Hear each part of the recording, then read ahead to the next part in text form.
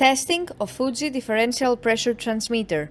The unit has been set to a calibration range of input signal from 0 to 1000 millibar of a square root type, so it does not respond in a linear way. For testing, we add a 24-volt DC power supply, a multimeter in order to measure the milliamp output, and some pressurized air as input signal.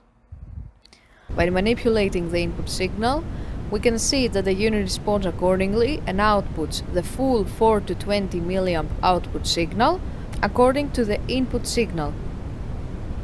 The unit has been set to a square root type, so we can see that it does not output the 4 to 20 milliamp in a linear way.